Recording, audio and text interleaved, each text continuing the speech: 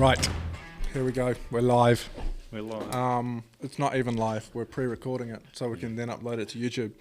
But this is episode number 1 of a whole series where we're going to get into all sorts of tips, tricks, techniques, fishing methods, fishing personalities, all kinds of things. And here for episode number 1, the very first episode, is a man you might have bumped into in the MarineDeals store in the last, how long you been here? 3 years? Yep, since the old coronavirus. Or you might have been out fishing with him up in Tonga pre-COVID and being part of his, what was the number, 2,412 blue marlin captures. Steve Campbell, welcome to our very first episode 1. Thank you very much. You've given us an absolute heap to get through. We're basically going through all the game fishing stuff today. We've got a huge list here, Steve. Preparation, how to find marlin, SSTs, all the tackle. I don't know. Where are we going to start? Preparation, you reckon? Yeah, I think so. I think preparation's a pretty good part. Game fishing is one of those sports where no matter how long you've been doing it, you always have a quest to do refinement. And I think once you've sort of got the basis of fishing, you're never ever satisfied. Every time you drop a fish, you ask yourself, what happened? Why did it do it? Yep. So the quest is to have, just fishing all the time. And so attention to detail is something that a lot of fishermen, I think, don't put enough effort into. I'm a bit pedantic when it comes to detail. I spend a lot of time on preparation for the sort of basic reason that it could be a fish of a lifetime. And I've taken a shortcut, or I haven't changed the leader, or I've got a blunt hook or whatever, and I lose that fish of a lifetime. So every time I go out, I'm expecting to catch my fish of a lifetime. Yeah. So let's start with preparation, and what I'm going to do is we're going to talk about preparation, and then we're going to look at rod and reel terminal tackle. Important aspect of the reel drag with light versus heavy. Some outrigger setup, lure spread dynamics, which actually tell you a lot about how you're fishing. Teaser deployment, and then we're going to look at some of the finer points on lure and hook rig. Yeah. Baiting refinement, and then the most important thing still, no matter what electronics you run, is observation on the water.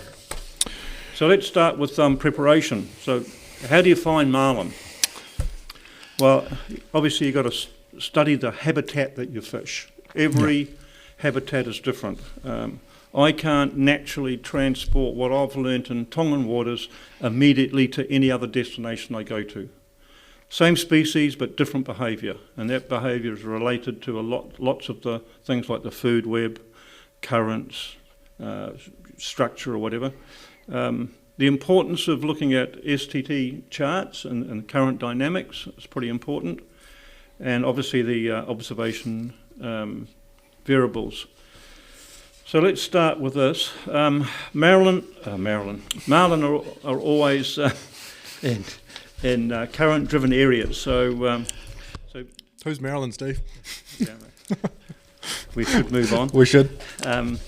Think about mainstream regional flow. You got to have a basic understanding of the currents and the thing that's in the current, what causes current, whether it's a regional sort of cycle of current or impact of structure, the impact of upwellings, mixing a cooler with warmer, and creation of thermoclines. For example, a thermocline in New Zealand, because the water temperature is a bit different, might be at 120, 130 metres. In a place like Tonga, it can be 50 or even 30, and that depends on the upwellings in particular and the impact of something like the Tonga Trench.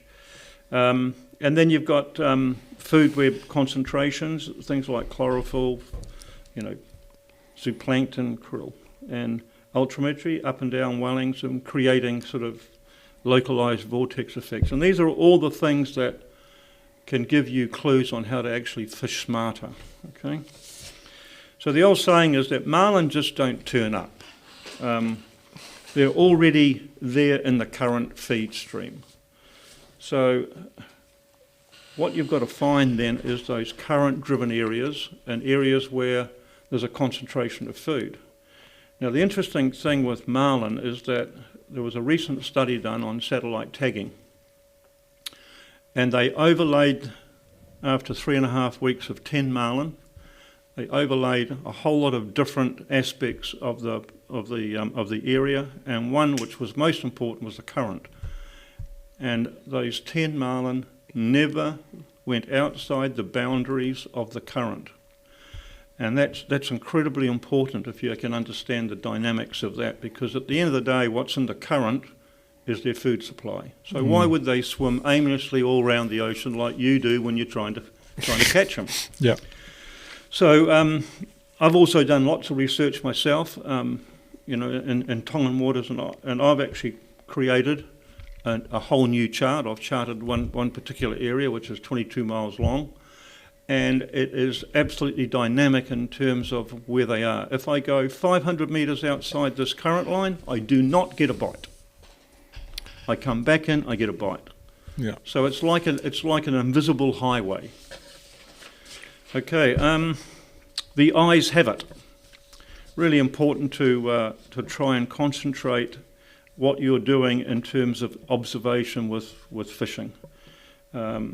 You've really got to get a handle on the local area, and that means that all aspects of the web. So you've got things like habitat, where the fish are.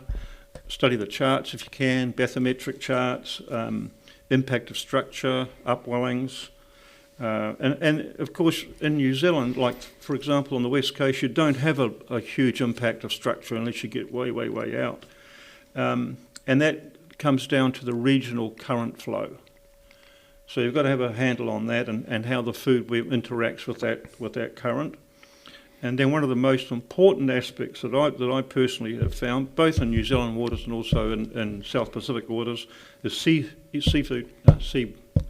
seabird behaviour. Yeah. And what the birds do. They can tell you a lot. For example, in Tongan waters, all our birds are low profile. They're not high flyers, they're low. Yeah. So I'm sitting up in a fly bridge, and it's hard for me to see anything unless they come above the horizon line. So I have to get my crew and our clients to actually yell out, "Hey Steve, there's a bunch of birds over here," and I can look at those birds and I can have a pretty good feel what they're on. As an example, a white tern and a sooty, which is sort of like a normal tern, two together. They're actually competitors, yet they work together, and they're always on mahi-mahi. Always. Always. Always. Every time. Every time. And then you have booby gannets that have got, they're a bit like our New Zealand gannets, but they are shallow divers. They're a bit faster. They can actually pick up flying fish in the air. They're unbelievable to watch. But they'll be sitting on the water and they've got their head in the water, dipping it in and out, and what they're actually doing is listening.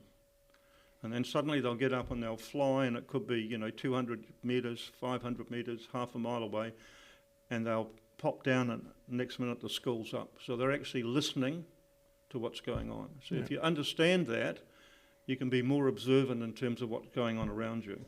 And then we have another bird, which is called a greyback tern, and that is only ever associated with yellowfin.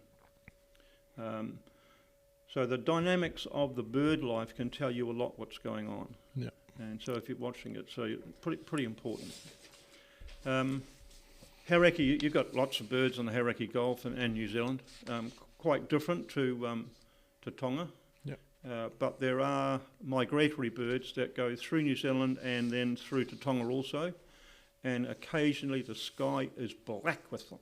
Really? We've got thousands of them, and they're predominantly on skipjack. Yeah. That's the predominant food there. Okay. Let's look at SST chart dynamics. Okay, rip charts, fish track, whatever you can do. Basically, what you're looking for is temperature breaks, and that equals sort of nutrients and bait fish. Lots of dynamics related to things like water clarity, colour, current flow, direction, and water colour alone is not an indication that everything is sweet. and you need to sort of have a look at the next level. Chlorophyll concentrations are a pretty good indicator. Where they are, you know that the bottom of the food chain's there, and everyone wants to feed on that, so you get the whole food web changing. So it's never just one variable. Yeah. It's always lots of things putting together, and that's why the observation part of it is really important, to actually consciously think about what's going on in the habitat and linking all these little variables together, because at the end of the day, what you're trying to do is reduce running around, burning fuel, and not actually catching fish. Yeah. So what you're trying to do, obviously, is to bring all those variables together so you can fish a little bit smarter. It all comes down, I guess, to homework. Don't ignore the observational behaviours, and try and look at the bigger picture. Look at the web. How many species are involved in that regional web, and funnel it down to the target species, okay? And one thing that every boat should have is a pair of binoculars.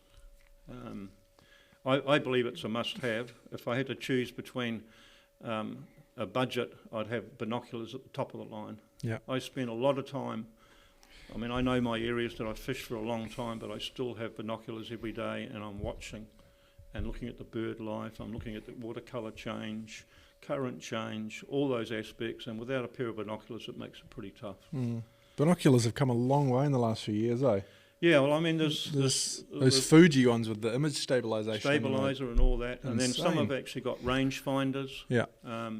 All those sorts of sort of dynamics with a binocular are worth it.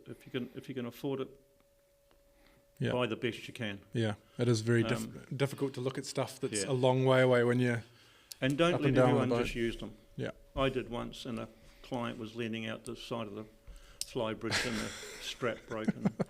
$3,500 US worth of binoculars bounced off the boat and into the water. So I wasn't a happy boy. And don't drive away from promising areas. Quite often I see a whole lot of boats arrive, and they spend half an hour to an hour, and then they disappear. They're gone. Work the area hard. Yep. If all those sort of indicators are there, stay there, be persistent, set up a grid, run the grid, observe what's going on, temperature breaks, all those sorts of things. Yeah. Because that's what will deliver you a consistent catch.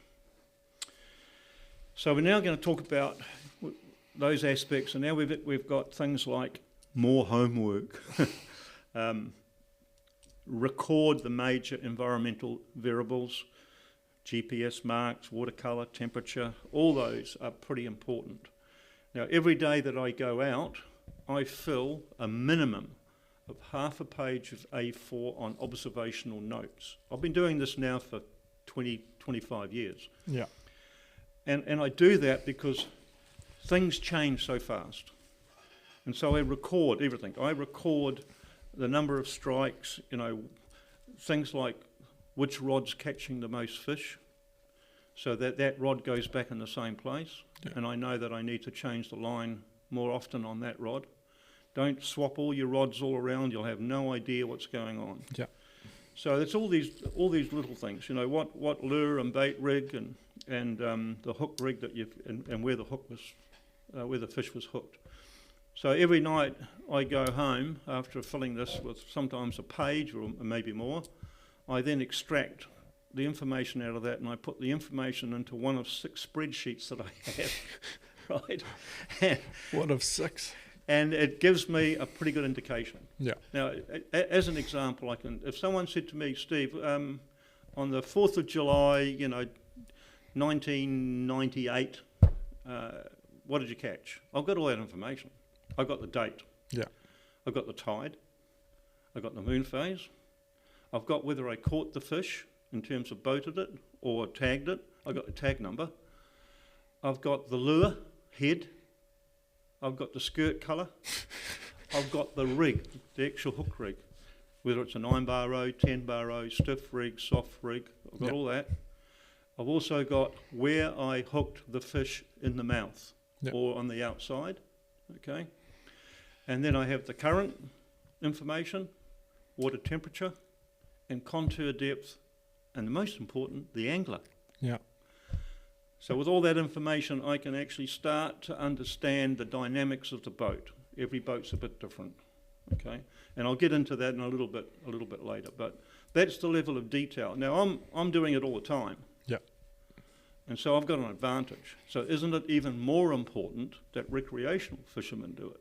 Because they don't have the ability to have that number of days on the water. Yeah. Yeah, yeah. So it's a pretty important aspect. Yeah. Okay, let's look at rod and reel. Bent butt versus straight butt. To me, whether it's a chair or stand up, to me, bent butt gives you a big advantage. It gives you an advantage fighting the fish in terms of the amount of effort you have to do. Gives you the ability to put a bit more weight on because you're directing that weight to the fish, not to your body. Yeah. And also, in terms of especially smaller boats, it's a lot easier. You've got low-profile rods, so you haven't got things sticking all over the place. So for me, bent butts, I think, are pretty good. There's a few adjustable butts on the market now as well, isn't there? I see Shimano just recently bought out an adjustable one. Quite clever, I think. Yeah. Very good. Abyss. Is it the Abyss? Yeah, the Abyss, yeah. Yeah, very nice good. looking rod. Roller tip versus rod tip versus full roller. Okay. Comes down to personal preference and obviously your budget. A roller tip's important, especially when you've got good fish on. It helps keep your nylon moving and not getting too hot. Rod tip's okay for average fishing. A full roller, very nice to have, but at the end of the day, it's expensive and the maintenance is pretty high. I strip all I've got obviously lots of sets of different gear. The full rollers, I strip them usually twice a season. I take the roller out, clean them, grease them, put them back in again.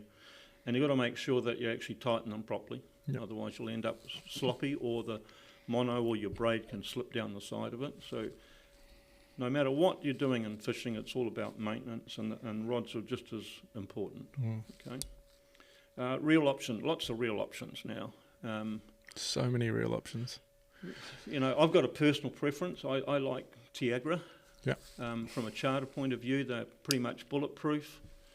Very little goes wrong with them.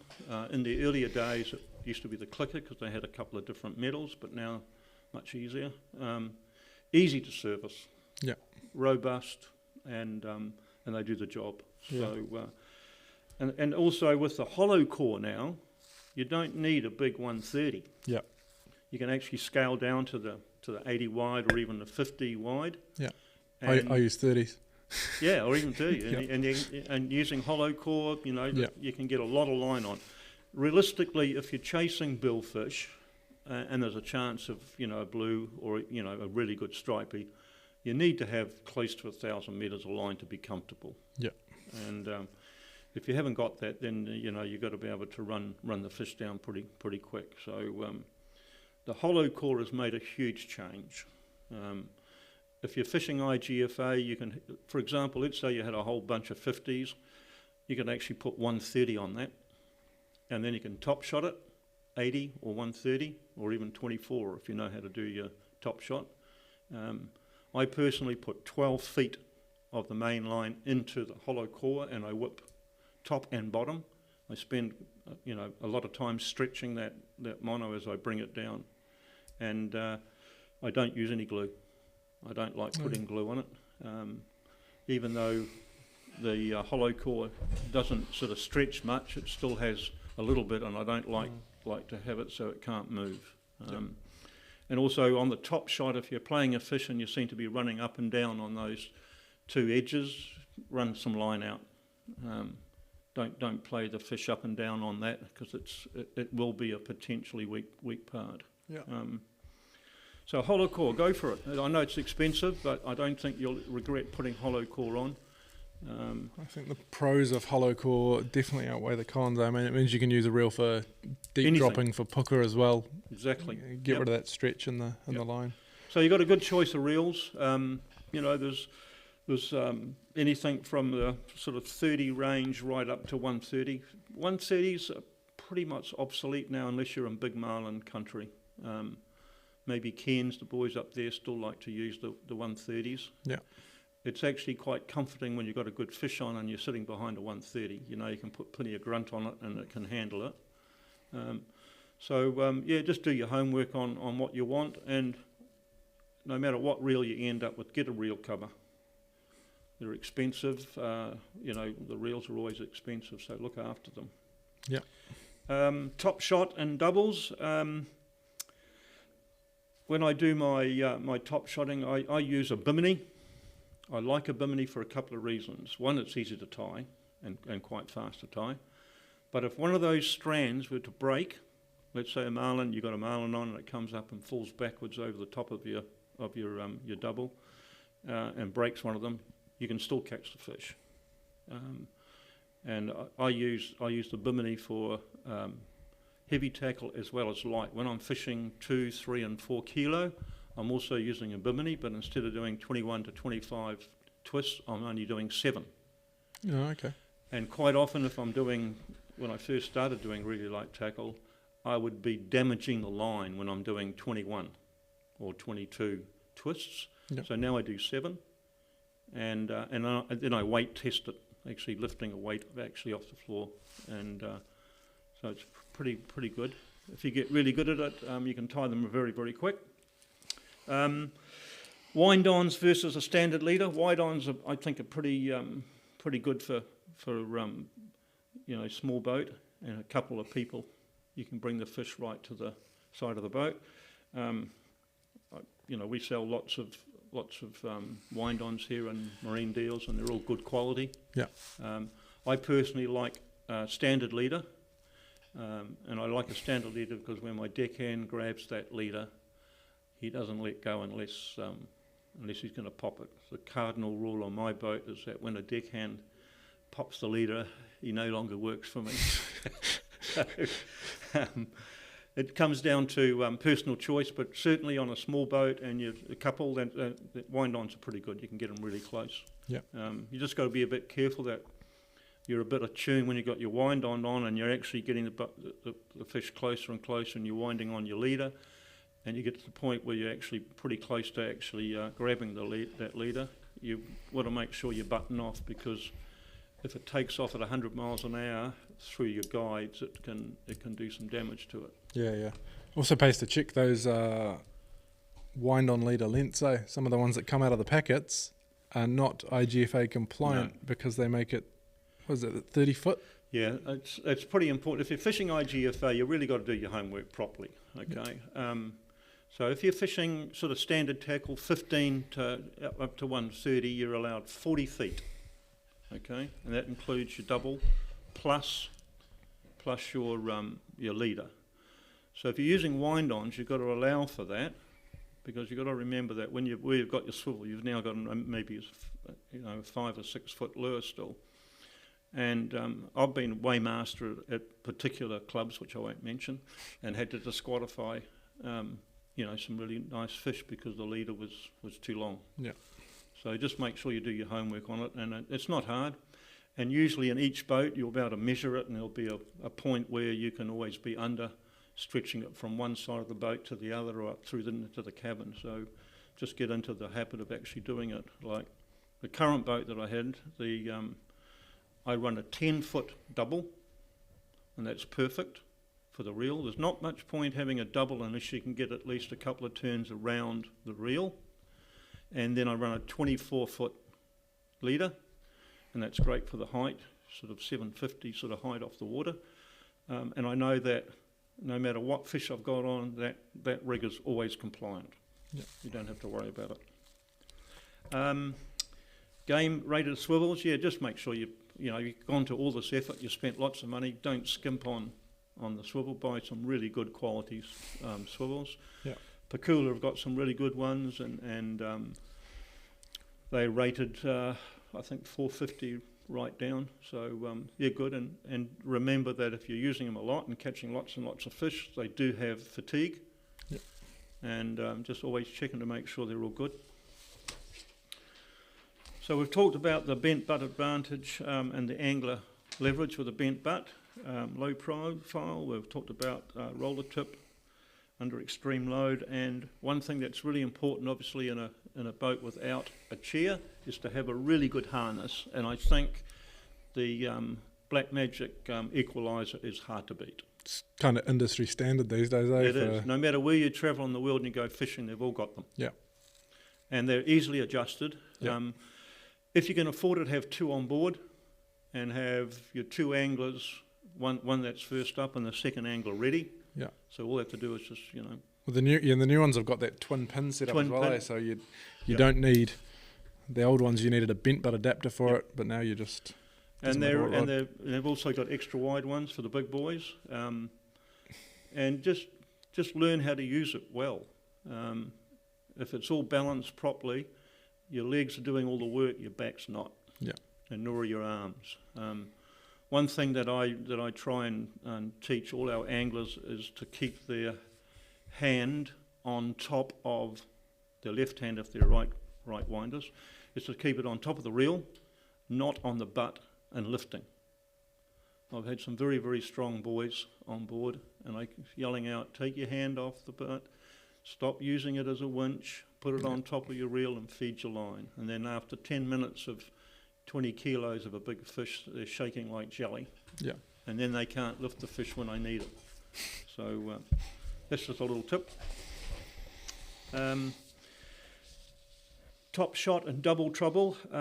I train my deckhands that every time they're winding in the lure, they're actually got their fingers and they're actually feeling for any nicks. You'll be amazed at how much damage is actually done to the first 80 or 90 or 100 metres of line. There's multiple fish in the water, they can touch them. You get a lively stripey on and they're all over the place. So any little nick like that, you need to address that because it's going to be a weak point, and once again it'll be the fish of a lifetime, and you let it go out knowing it had a little scratch or a little nick in it. So all comes down to just preparing your gear properly. Yeah. So don't compromise, pretty much. You've spent lots of money, so make sure every part of that component of the rod is working well. You're going to be spending lots of money on gas as well. Yeah, exactly. Yeah. We've sort of covered the real part: Tiagoras, Telecus, Pens, Macaira, El Technos, Avet. Always, if you're targeting billfish or big tuna, you need to have that 1,000-metre capacity. 2 speed's an advantage. Sometimes you get that fish that's really stubborn and it sort of sticks down in that cold thermocline, maybe 300 or 400 metres down, and it just got its head down and it's slowly just going with the current. It's not hurting, and that's bad for you because it's actually slowly reviving. It's getting rid of the build-up of lactic acid, and it's going to have another run pretty soon. So what you need to be able to do is put a little bit more weight on it. So you can go into low gear and try and change what the fish is doing, because it's all about behavioural change. There's lots of little techniques you can do. Quite often when we've got a really good blue on and it goes deep and it looks like that we're in trouble, we might go into free spool. Take off another 200 metres and then just see what happens. And then quite often they actually come up to the surface because they're not actually got weight on them anymore. Oh, okay. Yeah. Other thing is to actually, and this is something that's really important, happens in New Zealand too, is that most marlin, including stripies, but more predominantly blue marlin from my experience, is that when you hook them up and they go deep on you, they always travel north. So if you know that, turn your boat round and head north, and you'll get 200 to 300 metres of line back without any effort at all, and then they'll be straight up and down on you. Okay. Now, how did I work that out? Well, it comes down to that observation thing again. Every time I get a strike, I mark it, and every time I let the fish tag it, and after several hundred fish, I'm saying, hey, this is amazing. Like, each of these fish, they're heading north. Yeah. So that's crazy. That's something that is important, especially when you've got that big fish on, run north. There's a couple of little things too. If it actually dies on you, it's not a nice experience when you've got 800 metres out. If they're cleanly hooked in the mouth, you've got a better chance. If they're foul hooked, it's going to be tough. But the first thing you have to do is work out exactly which way the current is running. Unfortunately, about 80% of the people go the wrong way. So they're driving actually with the current, and what's happening is the fish is now straight underneath you and you've got 800 metres out and you'll never get it up. You've got to turn the boat round and go very, very slowly into the current. You've basically got to float him up. And it's a process that might take an hour. So basically you just go very, very slow until you tighten up, tighten up, tighten up, tighten up, and then you instruct your angler. Okay, what I'm going to do now, I want you to lift your rod, and you go forward a little bit more, and now I'm going to back up slightly, and I don't want you to drop your rod until I tell you. So you back up, and then you say, right, drop your rod and turn. And you might only get 2 turns, but it's 2 turns more that you didn't have a couple of seconds ago. So over an hour, if the fish is well hooked, you'll get it. You'll get it. Yeah. So those are just the sort of little tips that you sort of work out in terms of fish that die on you or whatever. And reel drag, this is an interesting one. I personally favour light drag, predominantly for blue marlin, but also for stripies. I've got some friends who are completely opposite. They're into heavy drags, but I think the light drag does have the advantage. What I do with all my reels, and I test them all the time, is in terms of the sunset position, I like to have around about 65% of the breaking strain. This means that when I am fighting a fish and the fight's going on, I can comfortably push the drag up further and further and further, knowing that I've still got like 30-odd% reserve in terms of breaking strain. Yeah. Okay. Now remember, I'm running all Dacron or braid, so I've just got the top shot. And a few times I've actually had double top shots. Like I've got braid, mono, braid, mono. So I've got a little bit more stretch. Yeah. And that sunset position is pretty important to get right, and the only way you can do that is with a scale. So you need to actually set your drags. So 15 kilo line, 3 kilos sweep. 24, 4 kilo, 37, 5 kilo. And even on the big 60 kilo, sometimes I run between 5 and 6 kilo only. Now the reason I can do that is because I'm using a rubber band system. So I can have very light drags, and then I rubber band the main line, and the rubber band is what takes the actual weight, not the reel. So when that rubber band breaks and goes out, it's running off nice and smooth. Okay. Rubber bands, number 32s. Okay.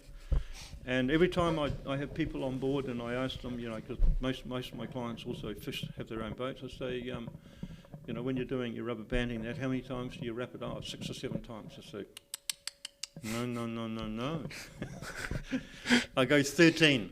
Yep. Every time, and I'm pretty pedantic about it. I go 6 down and 7 up. And this is the reason why I do it, especially in a smaller boat where you get more surging. What happens is, if it's only 6 or 7 wraps, is that as you go into that surge, the rubber band weight comes off and it gets looser and looser and looser. Then what happens? You get a strike, you get a hook up, and now your line is zipping out with the rubber band still on it, and you've now just burnt with the rubber band your main line, and you don't even know.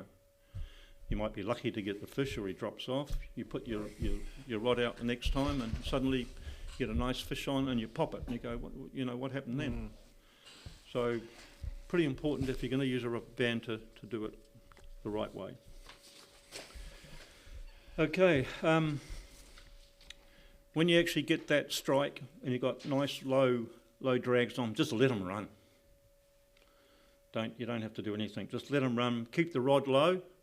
Point it in the right direction. If you've got a good skipper, he can do that for you. And then as time goes on, you can progressively increase the drag. The worst thing you can do when you get that strike, people panic when they see a couple of 100 metres gone off the line. They think it's, like the next thing is the spool. And they rush up and they push the drag up, and what happens? You pop the fish. The worst sort of bite you can get is the fish will come in and grab the lure, and he's hooked up. He turns very quickly and he goes straight behind the boat. So all he's doing is basically running off the drag. He's got no water pressure on the line. And the reel is screaming, 300 metres, 400 metres. And then suddenly you hear a slight change in the clicker, and he's now turned. And this is when you pop your line, because suddenly there's no drag, then it just loads up straight away. Mm. So that's why I keep the drag on. And the clicker, it's important because it actually tells me what the fish is doing. A lot of people turn the clicker off straight away. Don't do it. If the reel can't handle a good run, then get another reel. Yeah. Okay. Yeah. If you can back down, that's great. If you can't, turn the boat round and run it down. Don't be scared. You know, you're better to actually get as much line back quickly as you can. And on a small boat, it's pretty important to actually bring it to the side of the boat, not the back of your boat. And that's just a skill that you develop as a skipper over a period of time. You can do a very slow turn and slowly bring the fish in, because once that fish is actually on the side of the boat, he's lost most of his power. His tail's out of the water, and then you can grab his bill and clap each other on the back. Yeah. Very good. Okay. Right, outriggers. Is an outrigger important? It is. Yes, you can still fish without them. Yep. But an outrigger gives you the advantage of actually placing your lure on the edge of white water. Okay. You've got to remember that all the predators, they use that white water as part of their defence and attack strategy. So I run my outriggers so that my lures are just on the edge of that water, and you watch the marlin, they can actually come right in underneath there and sneak in. So it's much easier, obviously you can do that with an outrigger. And there's lots of different outriggers. You can go for the full sort of carbon fibre or removable ones. I personally like a stiffer one. I like that because it's the way that I set my outriggers up, and I'll explain how I do that in a minute, is that I want the outrigger itself to take the shock. I don't want the shock to remove a hook from a bite. So it's like a little impact, split-second impact, where the outrigger is actually pretty fundamental to helping get that hook point penetration. Lots and lots of different ways of doing it. I like taglines. Taglines are good because they keep everything nice and clean. And on my taglines, I can run 2 lures each side if I want, and I also have a transit one, which is basically easy to do. You just use an stainless steel eye on the back of the boat, and you get a 1.5 meters of, let's say, 300-pound mono, and you put a standard clip on it, and then you can actually put your rod close to the transom, and you can just run that onto your rubber band, so you don't have to need an extra one on your outrigger. But it's important that you use the right weight, so that actually when you get the bite, it actually comes down and doesn't sort of fly around too much. Yeah. And the last part, if you can imagine, I've got my clip, which I use for my rubber band, and that's the best ones I've found are the Cleverco stainless steel snaps. Very easy, and they're big and not clumsy, and the rubber band slides in nice and easy. But the last metre before I get to my clip, I have some sneaky bungee cord. So when the marlin actually come in and they grab that lure and the hook point penetration, I have 2 points of where I can avoid pulling that hook out of the mouth, even though it's a split second. So the first one, they bite it and it stretches before the rubber band, and then the rubber band will break. Yeah. And the outrigger itself is also on a bungee, so it actually, you've got to give it 2 ways. So how do you know it's working? Well, if you're consistently getting 80 to 81% hookups on lures, you're doing pretty well. The industry standard is mostly about 65. Okay. There's a few other little nuances about fishing that that can actually get that number consistent. But the outrigger setup is pretty important. Okay. We've got some good quality ones here in New Zealand. We've got Kilwell, we've got Bonds, and we've got Ocean Blue, and they're all good quality. Yep. And you can make up your own too. Okay, let's look at the spread. I use what would be called a classic W spread. So I've got short corner, long flat on the other. Then I've got long rigger, a long shorter rigger on one other side, and then I've got my shotgun down the middle. Okay. Every boat is different, and so when you get a new boat or you go out on a friend's boat, you just watch and just see whether or not the boat actually creates a stern wave. Some boats don't, so it's a bit more guess, but a bigger boat, it's quite easy to work it out. And my standard pattern in an average day might be my shotgun is on the 7th or 8th wave, so I can make visual contact with it only just. And then on my starboard side, I have my long rigger on about the 5th wave, and then I have a short on either the 1st or 2nd wave, depending on the day.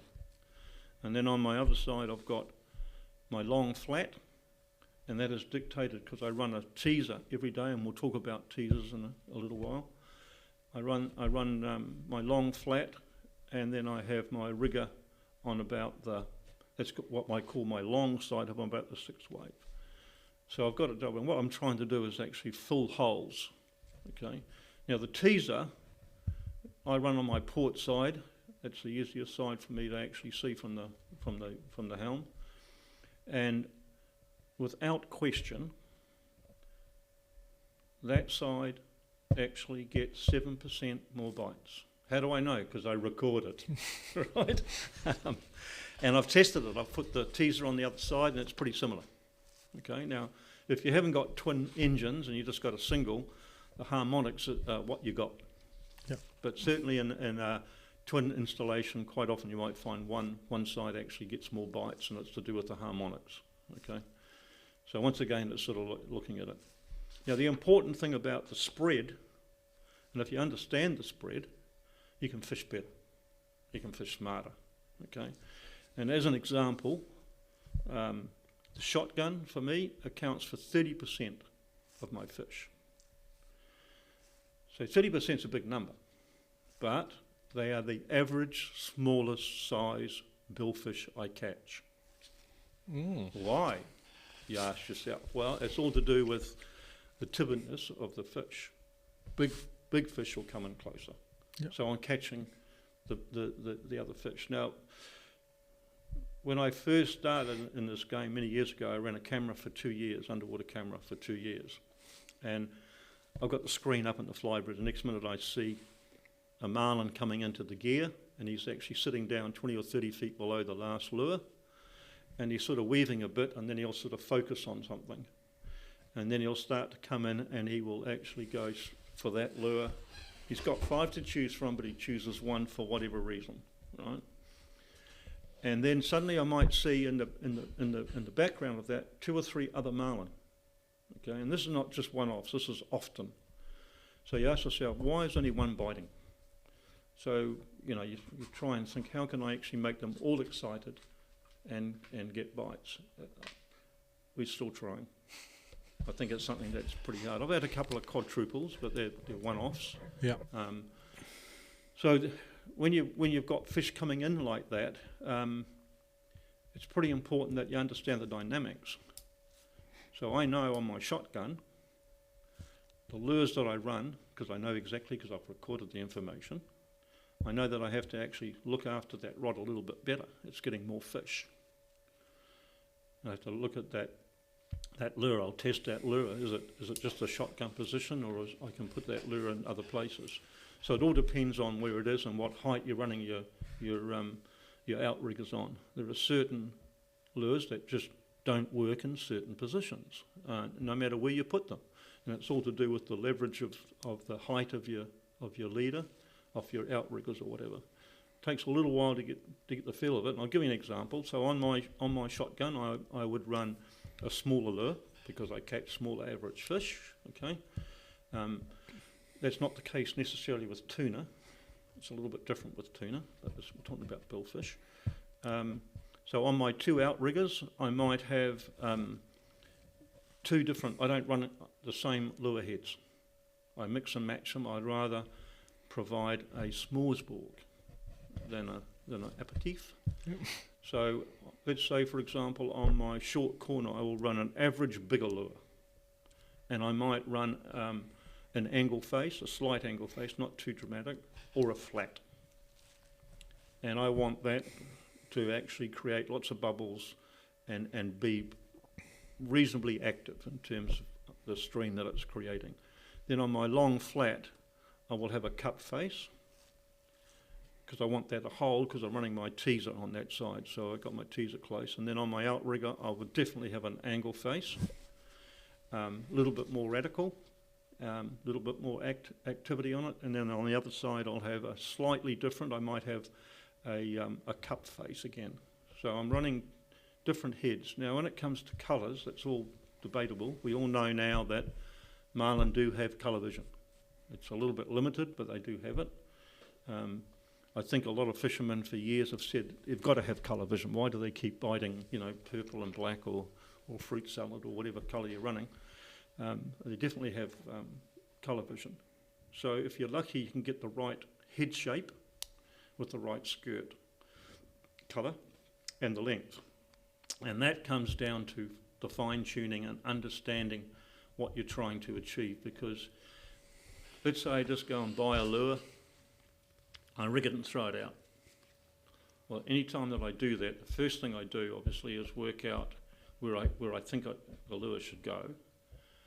I look at the skirt length, and if I'm running it on an outrigger, I want it shorter. I don't like it long.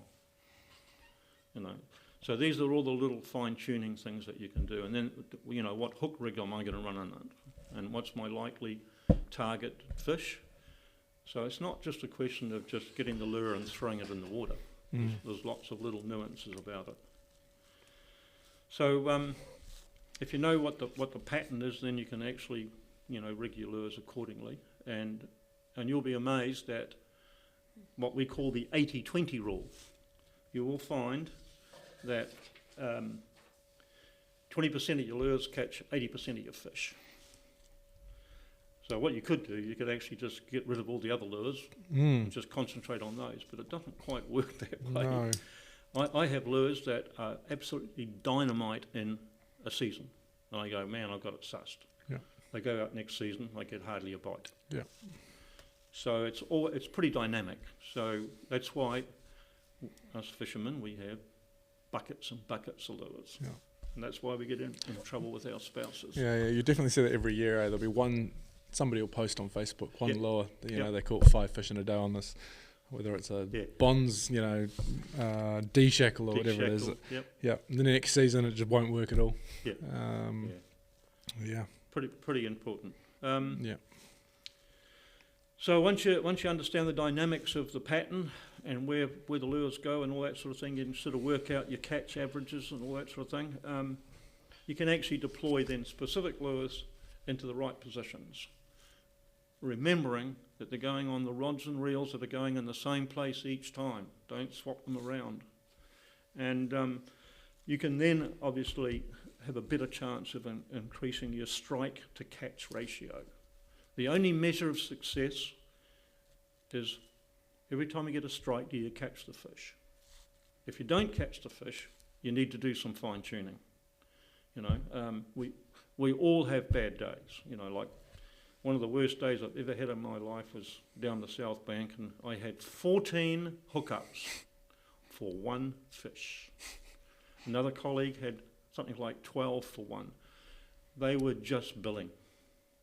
They actually weren't biting, they were just billing, and we tried everything. It was just, we think that they had been feeding on squid, masses of squid, where they don't actually go and grab one at a time. They go through and just whack, and then they spin around and pick them all up, and I think that's the same behaviour they were exhibiting, So quite interesting. Keeping things simple is always pretty important when fishing. I mean, we all get a bit complicated. It's easy to get carried away, but if you keep the basics nice and simple, you'll find that it's easier to control. Especially when you're doing things like your outrigger setup. Don't make it too complicated. Keep it simple, make it easy. The stinger deployment versus a pulley system, I don't like the idea of every time I have to set a lure, I've got to actually get on there and pull it up and down. Use the system to your advantage, and it's not difficult to set it up. Anyone can do it. Definitely run a shotgun, no question. Run a shotgun. Now, if you're targeting tuna in particular, run it on a bit longer, maybe the 8th or 9th wave. Yep. Okay. They're a little bit more timid, and run a bullet head. They're pretty good. Bullet on the shotgun. Yep. Yeah. Yep. So And you'll catch marlin too, as well as tuna. Yeah. So if you're just starting game fishing, say you've come into MarineDeals and you can buy 3 rods. Yep. You know, where do you run those 3 rods? Do you run, 2 riggers and a shotgun? Do you just run them off the corners? If I in a small boat, if I just had the opportunity of 3, I'd run definitely a shotgun, and I'd run a long rigger and a shorter rigger, and I'd run a hand-deployed teaser. Yeah. Maybe 2 teasers, depending on how many people in the boat. You see a few small boats go out with a couple of people and they're running 5 and 6 lures, and you think, man, if they get a double, it's all going to be Walt Disney Productions. Yeah. Even if you hook one, sometimes clearing 5 or 6 rods is If you're with the same crew, what you can do, if you hook up and you've got a couple of teasers out, you don't have to necessarily wait. You can turn the boat around and run it while you're actually clearing the gear. Especially if it's a big fish and it's going active or ballistic. The worst ones that you never see, and they're just roaring off. You've got to turn the boat around and run it, because if you don't, you're going to get spoiled. The whole point of outriggers is to increase the percentage of hook point penetration. Okay, I'm going to cover this in a little bit more detail here. Can we go over to here? Yeah, let's switch the other camera on. Okay, we got that there. Okay, hook point penetration. You've got to remember that when the fish comes and bites, we're talking about an absolute millisecond. You don't realise just how fast they are. So for a billfish, you'll come in and sweep and bite. Now, if you haven't got that hook point anywhere in the mouth straight away, the chance of actually getting a clean hookup is zilch. Quite often they'll just close their mouth on it, and they'll take off, and you think you're hooked up, and then a couple of minutes later it goes slack and you've lost them. So hook point penetration is the first phase of the bite. Then the second phase is actually setting the hook. So you need to have a little bit of detail on the hook. So it's important to think about what can improve it. And this is a little tip for you. All marlin, the majority of the time, will come into your spread.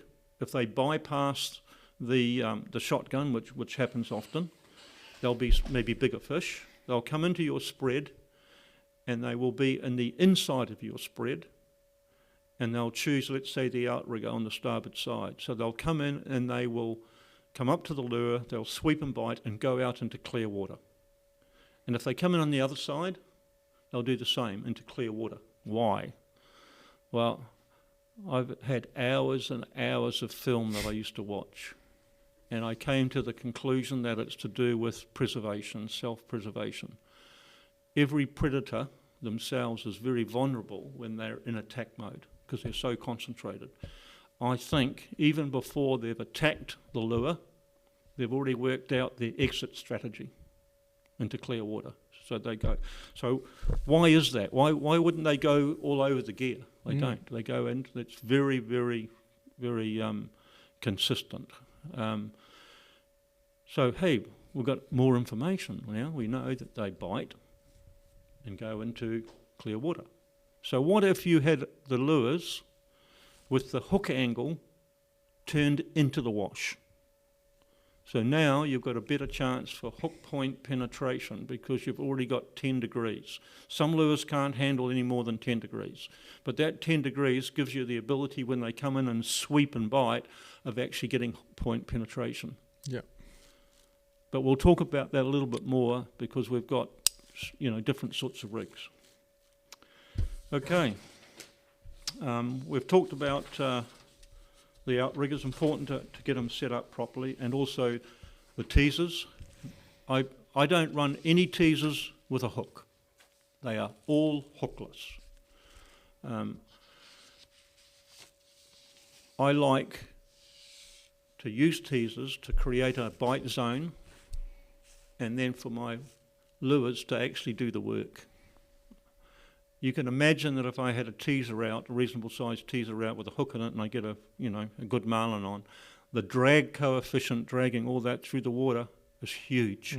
Two things are going to happen. One, you're going to pop your line, even if you're running big line. And number two, there's a good chance that you're actually going to pull the hook out before it even sets. Okay, now there is sometimes you can actually run a little bird, for example, on your main line. Under IGFA rules, they've now allowed it. Just recently they've allowed that. Before they never used to. And their definition is you can use a bird, providing it doesn't impede the ability of the fish to fight. So if you had a bird, like 2 foot across or something, I mean, it's not fair play, right? Now there are some individual flying fish lures that actually have hooks in them, and you could run those for tuna and stuff like that. It's not a problem. Oh, there's nomad ones with the wings, eh? Yep. That one. Yep. I personally haven't tried them yet, but I'm eager to. I want to see how they go. What do you run teaser wise? Are you running a dredge? Are you running a daisy chain? Unfortunately, in Tonga we have wahoo. Yeah. And the last set I brought in lasted about 4 hours. And a pack of wahoo just completely destroyed it. This has happened about 4 or 5 times now. Yeah. So I've sort of given up, not because they don't work, but because I can't afford to keep on spending $300 on teasers. So I've got a very simple teaser, and if you can imagine, it's I've got a bird that sits on the first stern wave and flutters. So I position that because it's manual. And then underneath that is 400 to 600 pound mono with a large lure, might be a 20-inch lure, big head, and that's what I call my holding lure. And then off the main line I have a a tri swivel, and underneath that the lure goes into the next wave. So what that ends up doing is doing a figure 8. So it's doing a figure 8, and then you've got your main holding one, and then you've got your flutter. And I've got the advantage of being in the fly bridge. I can actually see the marlin come in on that, and it upsets them. They come up to it, and it's like a racing driver with your foot on the accelerator and brake at the same time. They're sort of moving back and forward. And the reason being is that they've actually got 3 things that are annoying them. One is the one at the back which they want to bite. Then they've got the holding one. Then they've got a bird. And you've got to remember that when they get really close to any lure, they have bipolar vision. They cannot see.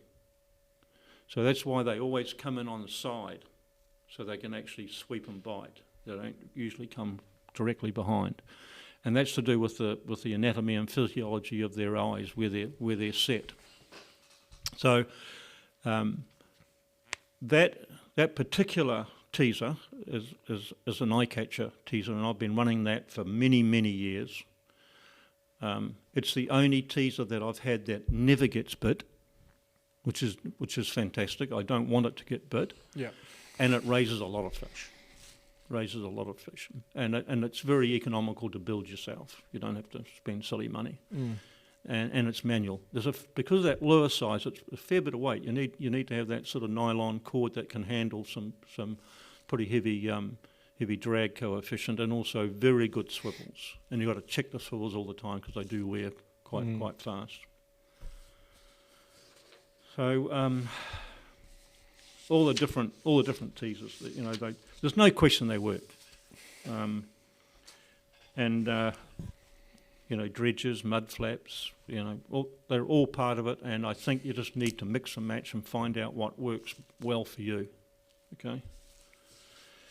Now this is the interesting one: lure and hook rig refinement. Oh, this is the bit that excites me. Okay. A mono rig, we could call that a soft rig, and it's usually twisted mono, and it could have a fixed hook on the end, with no movement on that, or it could have a swing hook. So let's call it a mono soft rig. Yep. Okay. A lot of the pre-rigged lures you buy come like that. Eh? I'll just show you one here.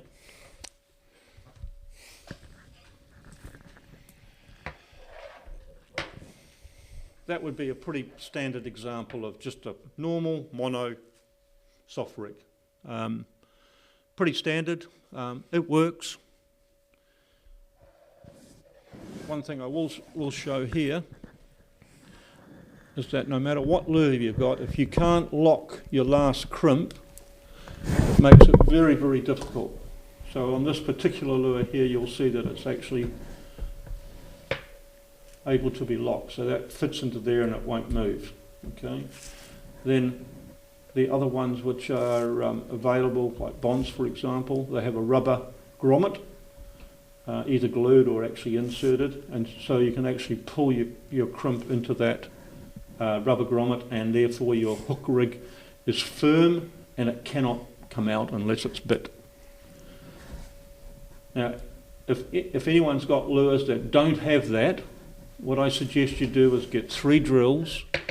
Start off with something like maybe a 6mm, 7mm, and then go to an 8mm, and then go to a 10mm, and get a bit of fuel hose and stick it in the hole, and then you've got an ability to lock the rig. Yep.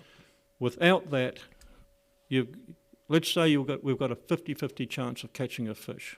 Well, if it's not locked, you've just lost your 50%. Yep.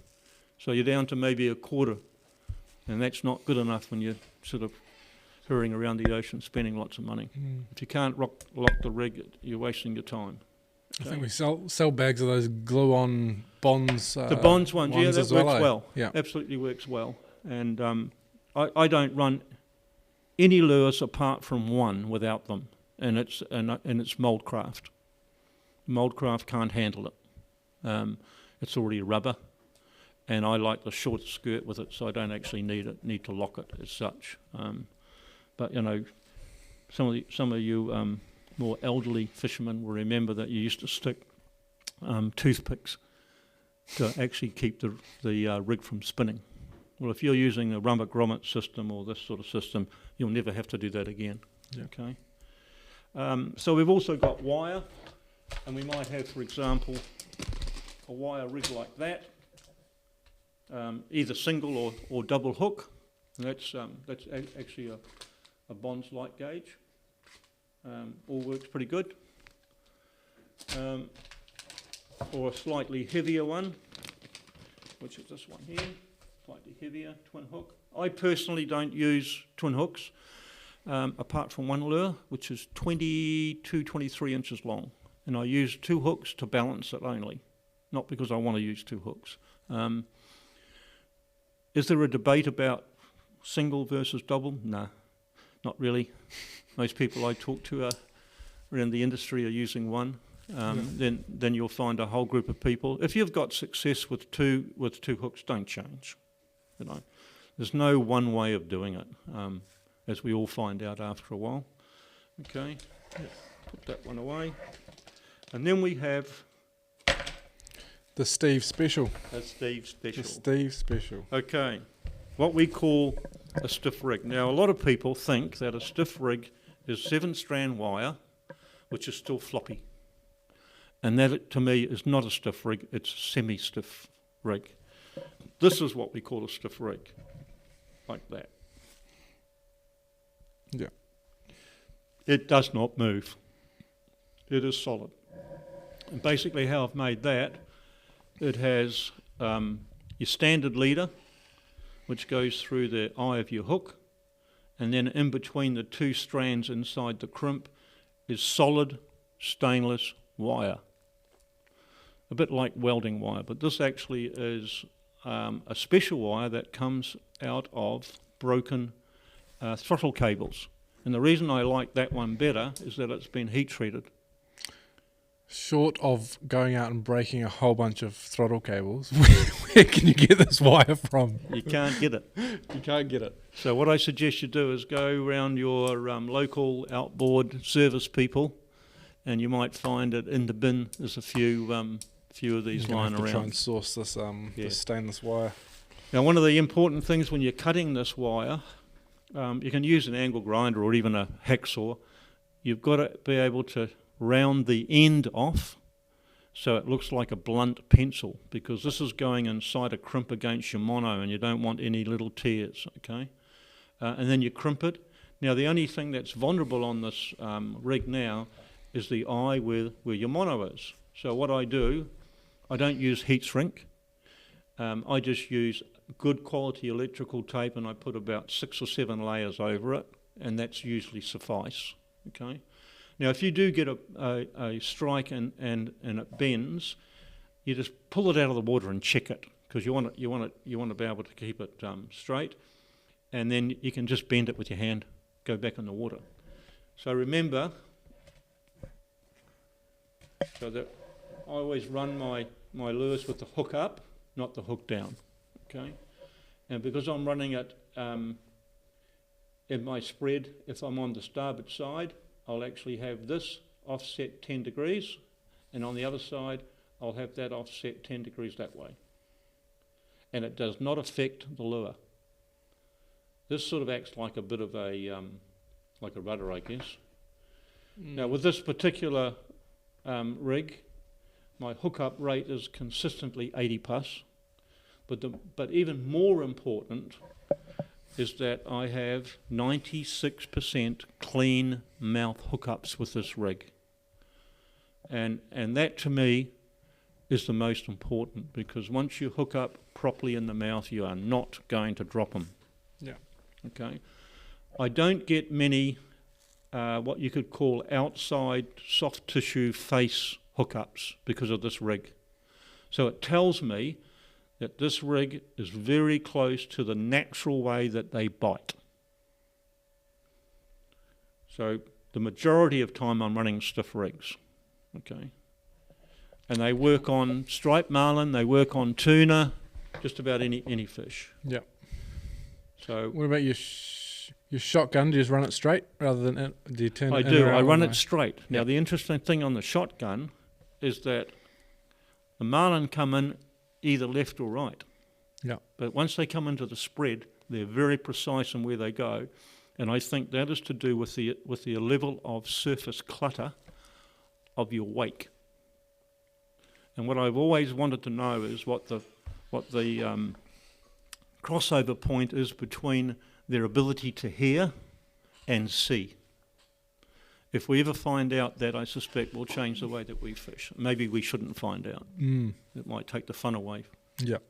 So, yeah, that's pretty interesting. So anyway, that's my preferred rig. Now, when we do have episodes where we get fish just billing, I have the exact same rig, but here I have a swing hook. I just do a Flemish eye here so the hook can move. Yeah. And what I end up getting is a much better hookup than I normally would, but the vast majority are not mouth hookups. They're on the outside in cartilage as opposed to soft tissue. So even though it's not as good as my stiff rig figures, it's still better than what I would normally have when they're just doing billing. Yeah. And that billing can last a week. It's very frustrating at times. Right. We all collect lures, lure after lure after lure. We can't help ourselves, and we've got, like just one more. I say, I've got enough lures, but I see one, I go, I've got to give that a go. It's the curse of the fisherman, isn't it? It is. You've always got to have that. So what can I say? I'm guilty as charged. I'm like everyone else. I just keep buying lures, and I like to try them. But usually what tends to happen, and this is usually seasonal, is you'll find 2 or 3 work better than all the rest. and then you've got to start again the next year. And those favourite ones are usually the ones that the sharks take. If you're unlucky enough. Yeah. Okay, fine tuning tips. You've got to balance your hook rig. One of the reasons I run shorter skirts, like this one, normally the skirt would be about to there, is to compensate for the weight of the hook rig. It's a bit heavier than what normal rigs are, so I shorten it. If I don't shorten it, what happens is that it'll be tail heavy, and you'll get your lure, whether it's an angle face or a flat face, actually coming out of the water a bit more on the head and not running really good. There's no question that if I had to decide between the colour of a lure or a head shape, I'll take head shape every time. It's the most important, is the head shape. So what you don't want to do is have a rig that actually destroys the way the natural way that the lure works. And as an example, that's why I don't have a stiff rig, for example, in Moldcraft. One of my favourite lures is Bobby Brown. It's been around for 100 years. It's the most simple lure. Inside the head is an egg sinker, inside a bit of cardboard, and it just rocks back and forward. But it's a very good lure. Yeah. And standard rig, and it works well. Okay. Hook length, skirt length's important. Head shape's important. And you don't want a head that broaches or pitch poles. You're not going to catch anything with that. There's a couple of lures that I have that I only run them in particular positions, and that's something like an RG4. It's on the long rigger, or a Fathom, Pepple Grande. They're a bigger lure. I know when I've got those tuned properly, when I can't see the head, but all I can see is just a ball of water. Yeah. So I know that I've got it tuned right, and the water's going over the head, and it's incredibly active. Quite often, what I do with a new crew, I say go into the saloon, and I don't want you to look what we're putting out, because I want to ask you some questions once you see what we've put out. So they go in and don't look, and we put our lures out. And I say, okay, come out and have a look. Tell me which lure you think is going to catch a fish, and you'll see this one is just throwing water like a bloody fountain. And they go, that one there, and I go, that's right. That's the one that's going to get a bite. And sure enough, usually it gets a bite. So the fine tuning of your lures is pretty important. Same with something like a Hercules is one of my favourite lures on my long flat. It just puts up a huge bubble stream, and big fish bite it. Quite interesting. The short corner and the long flat combined account for 85% of my heaviest average fish. So we know that they come in closer. Yeah. Okay. If you know that, then you have the right lure. Yeah. And the right hook set for it. Okay. The hook eye movement. This is important. Our stiff rig is all taped up, and it's stiff. But when it hooks up and the fish starts to move, the hook can still move. You want that to move, because that will actually take out the pressure on the whole rig. So it's important that you're able to do that. We've talked about the rubber grommet, very important to be able to lock it in. And matching the lure head to the spread position. And that's all to do with experience. Sharpening hooks. This is pretty critical, and only one person on the boat should sharpen the hooks. And the reason being is that everyone holds a hook slightly different, or a file different, and so you pass a hook around. Let's say I've got a brand new hook and we've got 4 people, and I say, don't test the sharpness, but I just want you to show me what you do. By the time it comes around the 4th person, it's blunt. And so I don't allow anyone else on my boat to sharpen hooks apart from me. And I do it slightly different to a lot of people. I only sharpen one side of the hook. And then I just run the file around to get rid of any little burrs. I try and keep the point sharp, but not too fine. Because when you've got a fishery with lots of blues and big heavy bills, If you fold that point over, there is no way that you're going to set the hook. And that's all part of the sort of maintenance aspect of hooks. At the end of the season, what I do is I chop all those leaders off, no matter whether they're good or bad. Take all the hooks off, I wash all the hooks, I dry them, and I Vaseline them. And that keeps them nice and clean. And you know, you're paying up to $20 for a hook. Look after it. Yeah. You know? Hook choice. Ooh, man, I've been through every hook that man's made. Yeah. They all work to some degree. My personal choice is a Fudu hook, which is made in Japan, high quality, and incredibly strong. The Fudu is the only hook, and this actually here happens to be a Fudu, is the only hook I have not bent. And they're very, very strong. The other thing I like about these hooks is that it's got no cutting edges, it's just a cone point, and very good for tuna. If you're ever going to fish for tuna, use a cone point, because if you use a cutting edge, sometimes when it goes into the mouth, it creates 4 little entry parts, and as the fish puts on more and more weight, the hole gets bigger and bigger and bigger. Doesn't happen so much with a cone point. Very strong hook and good quality, so you've got to look after them. Yeah. Yeah, and you're fishing all heavy hooks, right? There's no light gauge stuff. I personally don't use light gauge. Yeah. It's not because they don't work. It's that you know, 9 times out of 10 I've got blue marlin, and we never ever know when we're going to get a 400 or a grander. There's no pattern to it. So I just don't take the risk. That's all. There's lots of people use the light gauge, and if you've got a good crew, you can handle it. Yeah. There's nothing wrong with them. They've got good hook point penetration and all that. So, but me personally, I'm more a heavy hooky. Okay, here's some comparisons for you. My stiff single fixed. This is looking at the number of marlin. At this stage, we'd actually caught 1,192 marlin. Yeah. And 74% of them, that's 879, were actually caught on the stiff single fixed hook rig. Okay. The one with the wire. This is the one with the wire. Yeah. So and that's in different positions, so not just one position. Okay. The stiff single swing, we used that only when we had sort of like the billing episodes, which sometimes can last a week.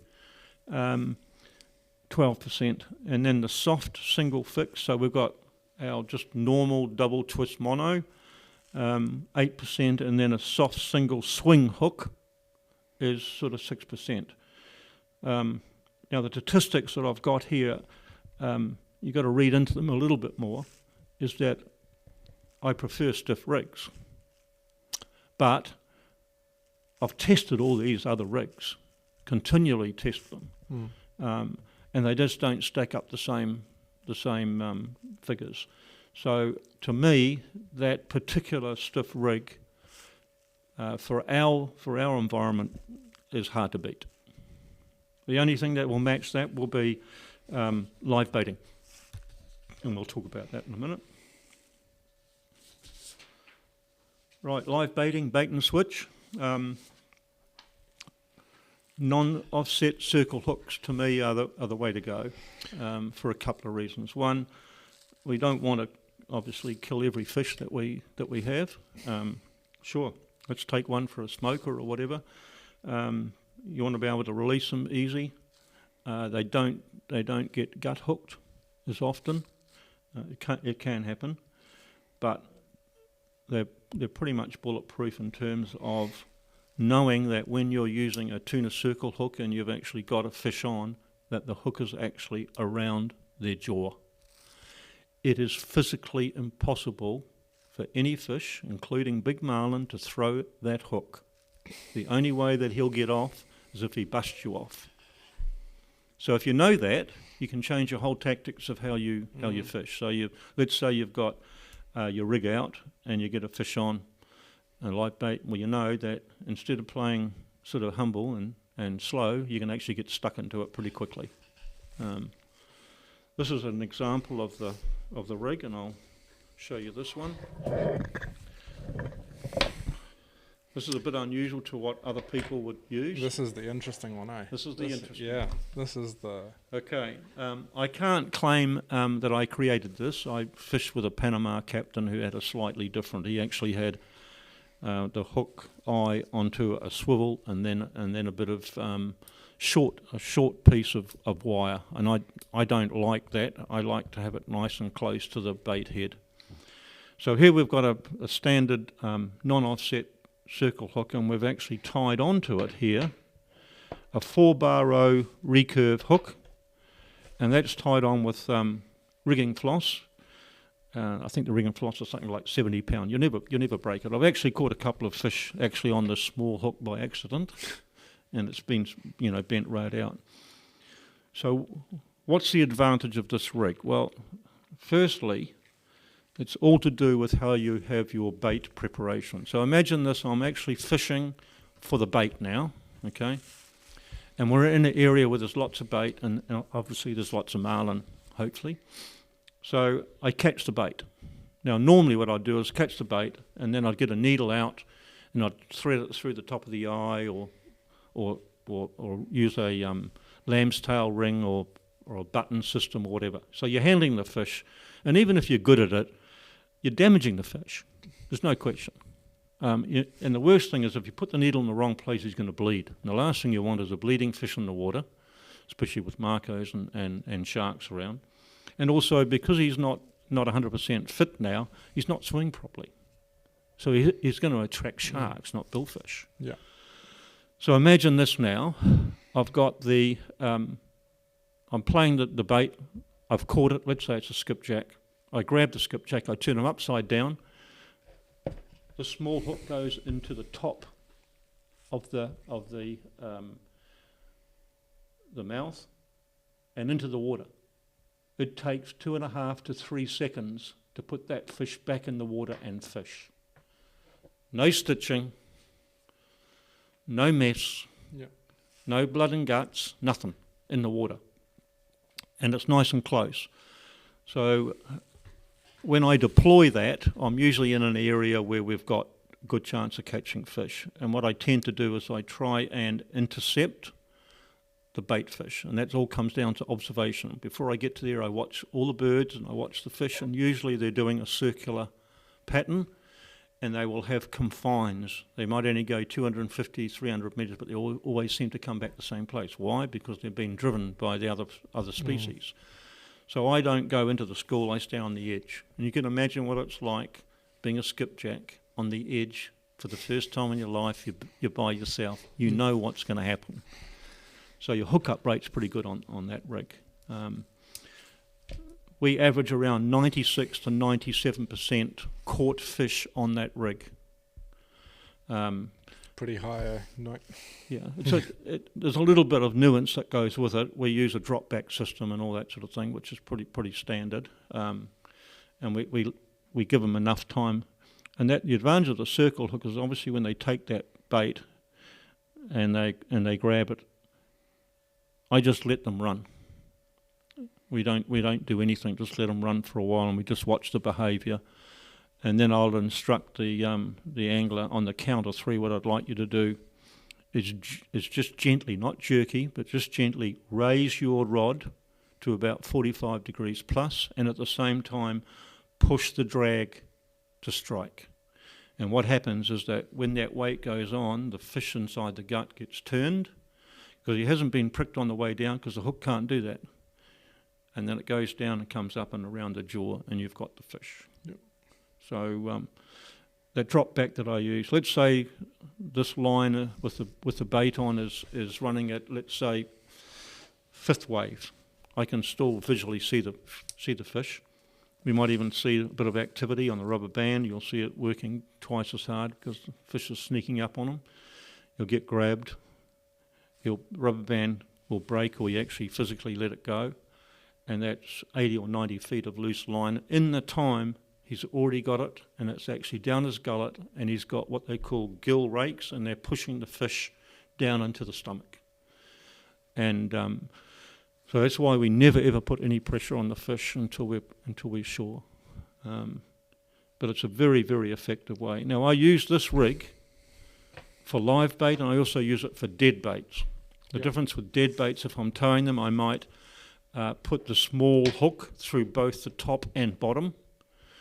And if I'm going to go a little bit faster, I might even put a couple of stitches in the gill plate. Just to keep them out, stop the water flow? Yeah. Yeah.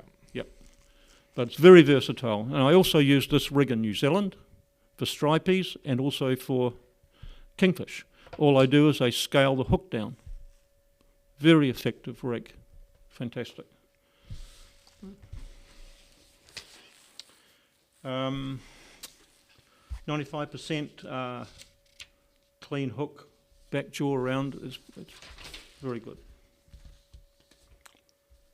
Okay, lure strike rate, if you're getting sort of 81% plus, you're doing very, very well, and don't change what you're doing, apart from doing a bit more sort of fine tuning.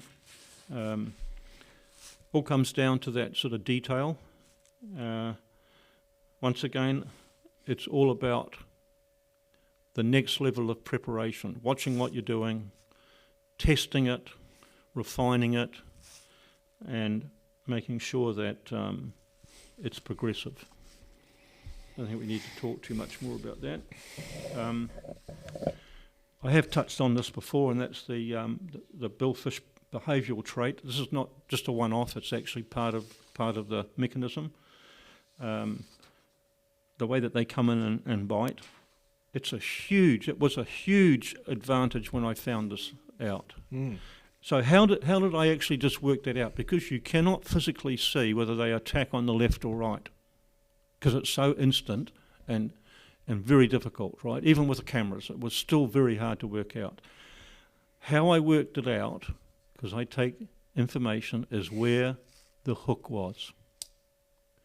So we just happened to notice that fish that came in the starboard side always had the hook on one side of their mouth only, and that's the sweep and bite. Yeah. And then the same on the other side. So we knew that was a behavioural trait. And there's no question that if you can lock the hook rig in your lure with that grommet, that you will have a better chance of getting hook point penetration. It will certainly lead to a higher percentage of clean mouth hookups. I personally cannot see any value in having a rig that is designed to foul hook the outside of a billfish's mouth. It's not logical to me. My goal right from when I first started was to get clean mouth hookups, because I knew that if I had a clean mouth hookup, I'm not going to drop as many fish. Yeah. And the power of personal observation. And I guess that it comes down to the ability to interpret and link environmental variables to fish smarter. And you can't do that with electronics. It's integral that you're actually watching what's going on, you're studying the bait fish behaviour, the bird behaviour, the currents, you know where the current is, you know what's impacting the current, you know where the bait fish are and the reasons why they're there. And it's important. People who struggle with which way the current's going, it's very easy. You can put a bit of paper in the water and watch it. Yeah. When I was down the South Bank to actually work out, because it's a bit more complex there, because we've got the impact of the Tonga Trench, it's sort of 10,800 metres, and it creates another current underneath the top one. I used aluminium tie-dye material, so I made a little boat, stuck it on and put it in the water, and the dye would come out. And I could actually then follow it. Yeah. So I spent weeks doing that. And as a result of that, I've now been able to map the Pacific Highway where the fish are. And that's all from understanding the current, okay? So work temperature breaks. They're important, because you'll always find the bait will be in the warm and the predators will be on the edge of it on the cold, and they cross over. They don't stay in the warm, otherwise they would actually disperse all the bait. These are all the little nuances that you sort of work out over a period of time, providing that you've been observing and actually writing a few notes down so for the consistency. And on that note, it comes down to fine detail and fishing smarter. Yeah, that's recording that information is just invaluable. I think being able to look back at what's the tides or what's happened on a specific day or a specific lure is just... Someone asked me some years ago whether or not in the market that I'm fishing in the Tongan waters whether moon phase was important. Yeah. I had a gut feeling it had no impact, but I had to do it properly. So I went back into my data because I've got it all, and it took me 3 months of stat works, and it came out it was not important in our market. What's important in our market is dominated basically is an unusual, and it's the trench that does it. Trench very deep. The Pacific is flying over the top of it at 4,500 metres, and it drops another 6,500 into a hole, and that hole is 250 miles long, and it comes up the other side because just the volume of water is huge, and that's what brings up all the nutrients, and then it gets, the way that the regional flow goes, it comes into Tonga's waters and flows up the south bank. It just so happens that that land mass is just perfect. It's a very unique fishery. I don't think there's any other fishery quite like it in the world in terms of the environmental variables that dominate the fishing. It is consistent, and I can tell where I'm fishing whether or not I have holding fish or transient fish. 22 miles long, there's only 6 places where they hold. Really? And it's to do with convergent current. So how did I work that out? Well, I worked it out. In those days, I had a sonar, which helped, but I worked it out with the tidal flow using the dye and where the fish strikes were. And I'd go and fish outside them, and it's pretty hard when you're actually fishing to intentionally go away from where the fish are to test it. Yeah. And it's unbelievable. I'll give you another example. Here's the bank, and it is 22 miles long, 13 miles wide, and it drops off to the other side of Tonga. Okay, we fish on the western side. It's more productive because of the Tonga Trench. So if I'm right on top of the bank, the average is only 90 metres deep. I have only in 22 years caught 2 to 3 marlin on the bank. But if I go 500 metres west, I'm now in between sort of 300 and 500 metres. I'll get bite after bite after bite. Yeah. And it comes down to the predator behaviour, because what the marlin do there is that they find the school and they push it against the big steep drop-offs. So now they've cut off a 180-degree escape, and then there's only 3 or 4 or 5 sometimes working that little school, and they slowly come up. And one thing I couldn't understand is that once they got above the actual cliff drop-offs, all the bait fish scattered, and the marlin never chased them. I couldn't work it out until I realised why, and it's all to do with preserving energy. The marlin have worked out, using the structure as part of their feeding strategy, it's easier to wait for the next school. Push them against the wall, don't have to run around. You can imagine that when all these fish, take off in school, there's heaps on top of the bank, right? It would take them a long time to round them up. So they're not going to be prepared to use that energy. Mm. And interesting enough, yellowfin don't come close on that bank. I think they've worked out that that's where number one enemy is, and that's a blue marlin. Yeah. So we don't get a lot of yellowfin down the bank, especially in close. They're always way out and way away from those big drop-offs. They just know. Yeah. Yeah. All part of the observation thing. Mm. Yeah. Anything else we need to cover? We've Jesus, we've covered a lot of ground. So much information. Yeah, we've covered a lot of ground, but I guess it really is, to find a detail that does make the difference between catching or not catching. I think we all, as fishermen, we all have the basics, and it's a process of learning, and you just keep learning and keep fine-tuning. But unless you've got a photographic memory, take notes. Yeah. I think that's the biggest thing that I can leave with you is take notes, and then you will have the ability to understand why some things. I always ask myself, why is this happening? Is there a logical reason why the behaviour's like that? Yeah. And there always is. It's just finding out what it is. It could be the structure, the water temperature, all these different variables. And so why I put things into 6 different spreadsheets, I'm looking for consistencies of variables that come together. Yeah. And when I find 3 or 4 that are together, I know that I'm going to fish, definitely fish smarter. Yeah. I mean, hunting, for example, land hunting, you're dealing with a few variables. There's no question about that. Yeah. In the water, you're dealing with a hell of a lot more. Yeah. It's just so many more. So how can you put them all together? Well, you've got to observe them and record it. Yeah.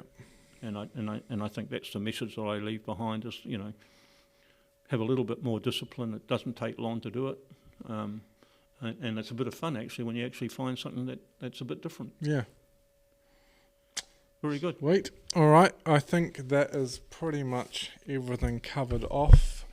We're going to throw this up on YouTube, Facebook, every media platform you can imagine.